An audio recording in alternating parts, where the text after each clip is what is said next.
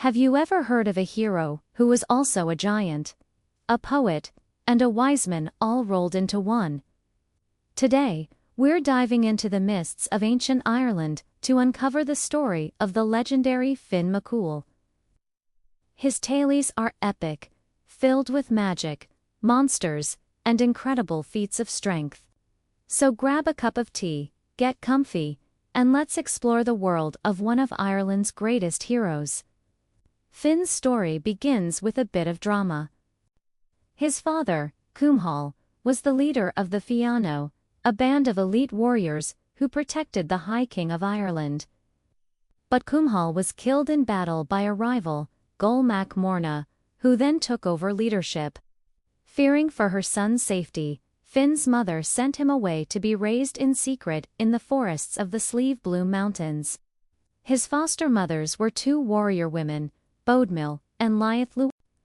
They taught him everything a future hero needed to know: how to hunt, how to fight, and how to survive in the wild.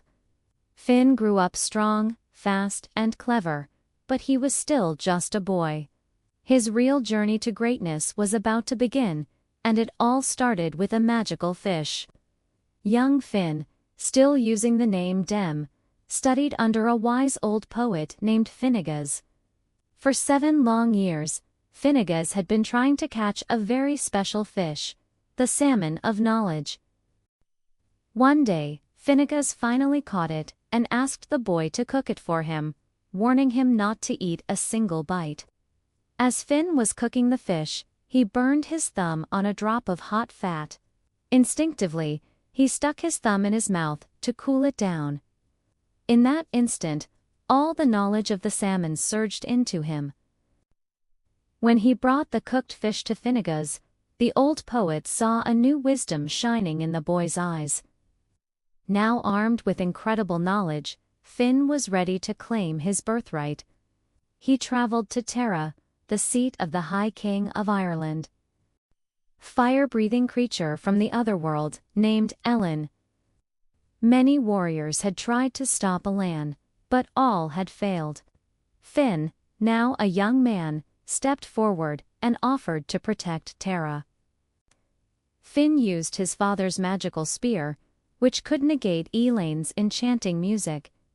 When the fiery goblin appeared, Finn held the spear to his forehead, staying awake while everyone else fell into a deep slumber. He chased Elan back to the otherworld and defeated him, saving Tara from its annual destruction. The High King was true to his word. Finn was recognized as the rightful leader of the Fianna, taking his father's place. The former leader, Gol Mac Morna, graciously stepped aside and became one of Finn's most loyal followers. They were the protectors of Ireland, noble warriors who lived by a strict code of honor. To join the Fianna, you had to be a poet, know 12 books of poetry, and pass a series of nearly impossible physical tests. These included things like fending off 9 warriors at once while standing in a waist-deep hole and running through a forest without snapping a single twig. Of course, what's a hero without a great love story? That night, a beautiful woman appeared to Finn. She revealed she was Sadby, the deer from the forest. A wicked druid had turned her into a deer because she refused to marry him. The druid's spell was broken only when she was within the grounds of Finn's home.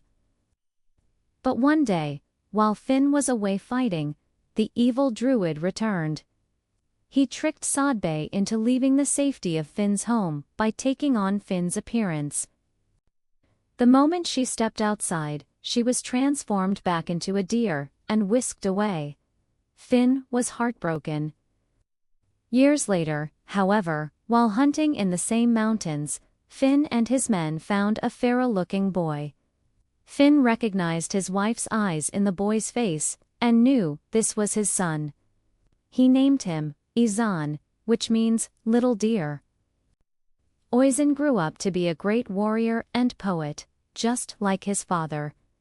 His own story is a famous legend involving a trip to Tir na Ungi.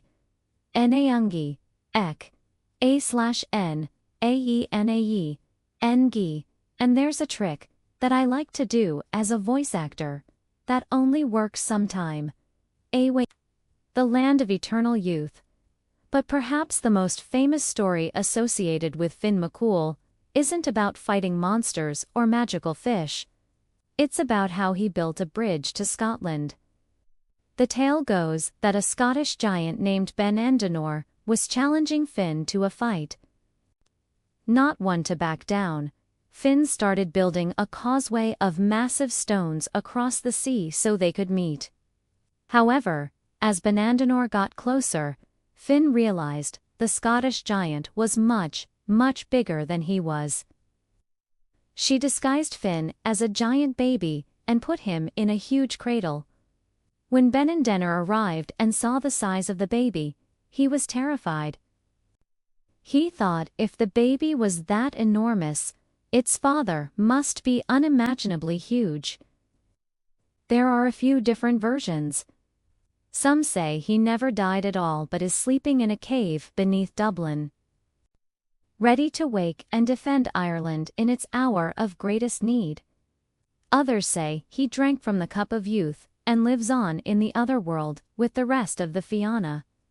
His story is a powerful mix of strength, wisdom, and a little bit of trickery. He wasn't just a brute, he was a leader, a poet, and a protector. The tales of Finn McCool and the Fianna have been told around Irish firesides for centuries. They represent an ideal of heroism, a combination of physical prowess, intellectual depth, and a deep connection to the natural and supernatural worlds. From the salmon of knowledge to the giant's causeway, Finn's legacy is literally written into the landscape of Ireland.